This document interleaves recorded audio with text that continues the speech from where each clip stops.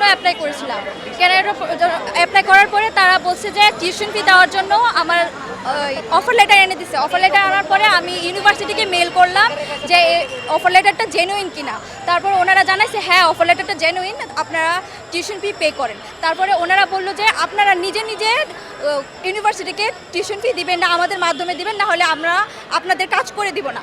তারপরে আমরা ওনাদেরকে আমার অফার লেটারে লেখা ছিল যে 5,000 কানাডিয়ান ডলার ওইখানে পে করলেই আমি আমার ভিসার জন্য অ্যাপ্লিকেশন করতে পারবো, কিন্তু তারা আমাদেরকে ফোর্স করে যে আমাদেরকে 10,000 কানাডিয়ান ডলার দিতে হবে তাদেরকে।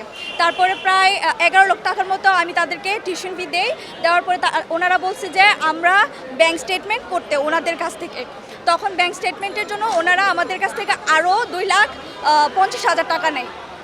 নেওয়ার পরে ওনারা আমাদেরকে সকল ডকুমেন্টস দেখাইছে, দেখানোর পরে ওনারা আমাকে বায়োমেট্রিকের জন্য নেওয়ার পরে ওনারা আমাকে বুঝাইছে যে আমার ফাইল সাবমিশন করা হয়েছে। তো ক্যানাডার একটা নিয়ম আছে, ফাইল সাবমিশন করা হলে স্টুডেন্টের নিজের জিমেল অ্যাকাউন্ট দিয়ে সেটা করতে হয়।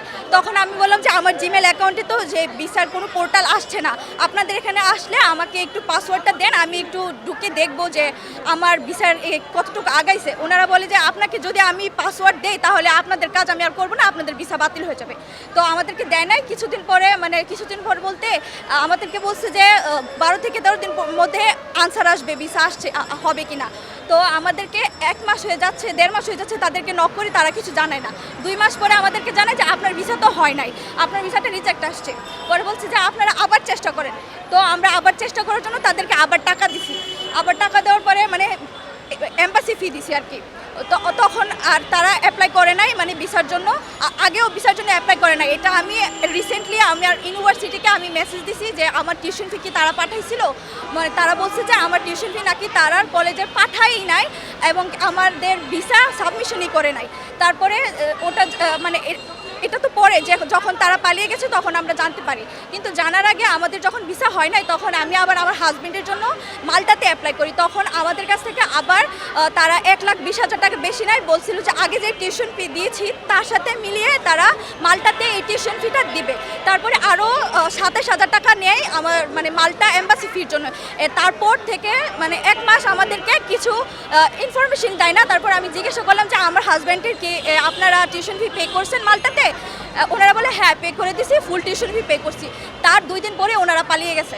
তারপর থেকে তারা কল ধরতেছে না, কিছু না, একদম পলাতক, কারোরই ফোনে পাওয়া যাচ্ছে না। লাস্ট যখন আমি ওদের অফিসে যাই, ওদের আমি ফাইলটা ক্লোজ করার জন্য যাই, কারণ ওরা অনেক দিন ধরে এটা নিয়ে তালবাহানা করতেছে যে আজকে হবে কালকে হবে, আমি তালবাহানা করতেছে।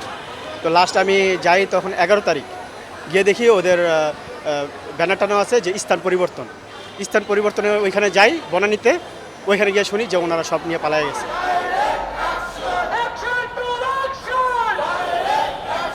আমরা সবাই এখানে ম্যাক্সিমাম স্টুডেন্ট, কিছু আছে স্কুলিং ভিসা, তারপরে স্পাউস ভিসা, এগুলো সব মিলিয়েই আছে এখানে।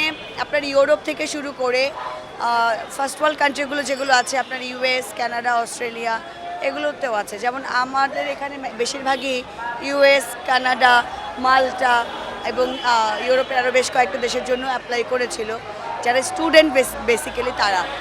আর স্কুলিং ভিসার জন্য যেমন আমি করেছিলাম, স্কুলিং ভিসার জন্য আমার একটা ছোটো বাচ্চা আছে। তো এই নিয়ে এখন আমি আপনাদের কাছে একটা কথা বলতে চাই। আমরা গত 1 মাস ধরে শুরু থেকেই যখন জানতে পারছি যে এরা নেই, পালিয়ে গেছে বা পালানোর চেষ্টা করছে, তখন থেকেই কিন্তু আমরা আইনের আওতায় আসার চেষ্টা করেছি, আইনের শরণাপন্ন হয়েছি। তখনও আইন আমাদের কোনো কিছু করে নাই কেন, প্রথম কথা। দ্বিতীয় কথা, যখন আমরা এই ঢাকা সারা বাংলাদেশে তুফান হইল, সেই দিন সেই তুফান ভেঙে আমরা সব মানুষগুলো এসে এইখানেই মানববন্ধন করলাম, যেটার ভিডিও ভাইরাল হওয়ার পর তখন প্রশাসন একটু নড়েচড়ে বসলো এবং মূল হোতাসহ মালিক সেই মালিক হচ্ছে হারুনুর রশিদ ওরফে মতিউর রহমান, তার স্ত্রী সহ আর 2 জনকে অ্যারেস্ট করলো পুলিশ আমাদেরকে সান্ত্বনা দেওয়ার জন্য। এটা লিটারেলি আমাদেরকে সান্ত্বনা দেওয়ার জন্য করেছে। তারপরে তাদেরকে রিমান্ডে নেওয়া হলো। এবার আসেন, রিমান্ডে নেওয়া হলে মানুষ কি করে? রিমান্ড বলতে আমরা কি বুঝি ভাই? আমার কথা হচ্ছে আমি টর্চার বুঝি না। আমার কথা হচ্ছে যে ন্যূনতম জিজ্ঞাসাবাদ তো থাকে, যে তার অ্যাকাউন্ট ফ্রিজ করা হবে, তার অ্যাসেট ফ্রিজ করা হবে, তার পাসপোর্ট ব্লক করা হবে যাতে সে দেশ ছেড়ে যেতে না পারে, তার কাছ থেকে আরও বাকি যে আসামিরা বাইরে ঘুরতেছে তারা কোথায় সেই ইনফরমেশনগুলো তো কালেক্ট করবে। আমরা প্রশাসনের কাছ থেকে এমন কোনো আপডেট এই অবধি পাই নাই। হ্যাঁ, বরং আমরা আরও দেখছি যে প্রশাসন ক্রিমিনালদেরকে খুব বহাল তবিয়তে রাখছে, যেটা নর্মাল ক্রিমিনালদেরকে রাখে না। কারণ কি? কারণ জানতে চাই আমরা। আমার গিয়েছে 12 লাখ টাকা, ঠিক আছে, 12 লাখ টাকা আমি ক্যাশ দিয়েছি ওদেরকে, সব কিছু ওরা ক্যাশে ক্যাশে করেছে।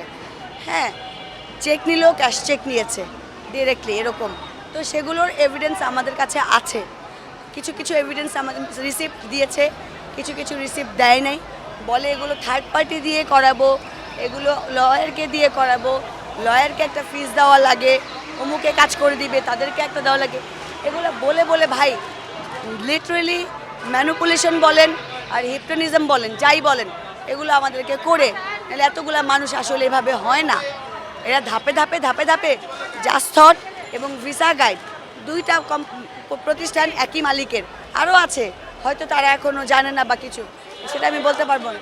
কিন্তু কথা হচ্ছে যে তারা কেন, আমরা আনুমানিক 400-রও বেশি, যদি যদি ভিসা থটকে অ্যাড করি তাহলে 500-রও উপরে, 500-র উপরে। হ্যাঁ, আমাদের জাস্ট থটেরই তো 300+, তো জাস্ট থটের তো মিনিমাম 200-300 প্লাস আছে, তাহলে 500+ বা 600+, এর মধ্যে দুইটা প্রতিষ্ঠান মিলায় প্রায় 80 কোটি প্লাস। 80 কোটি ভাইয়া, আমাদের মতো সাধারণ জনগণ 8 টাকা কামাইতে মানে খবর হয়ে যায়। 8 টাকা কামাই রাস্তায় নাইমা দেখেন ভাই, আপনি একজন জার্নালিস্ট, আপনি রোদের মধ্যে পুইরা এইটা করতেছেন, আপনার কষ্ট লাগতেছে না? আমরা যে করতেছি আমাদের কষ্ট লাগে না? আমরা কি কাজ করে খাই না? আমাদের তো কাজ করে খাইতে হয়, আমাদেরকেও কাজ করে খাইতে হয়। তাহলে আমরা এখন আপনাদের মাধ্যমে দুইটা জিনিস আমরা চাই, সেটা হচ্ছে এক, মাননীয় প্রধানমন্ত্রী সাহেব জনাব তারেক রহমান সাহেব এই বিষয়টা নিজ দায়িত্বে তার আমলে নিয়ে আমাদের ন্যায্য পাওনা যা আছে সেগুলো আমাদেরকে ফেরত দিবে, এবং দুই, প্রশাসন কেন এই একটা মাস আমাদেরকে ঘুরাইলো, আমাদের সাথে এই জালিয়াতি প্রতারণা করলো, সেটার একটা কঠিন জবাব এবং বিচার, এবং বাকি আসামিদেরকে কেন ধরা হচ্ছে না সেটারও একটা জবাব আমরা চাই।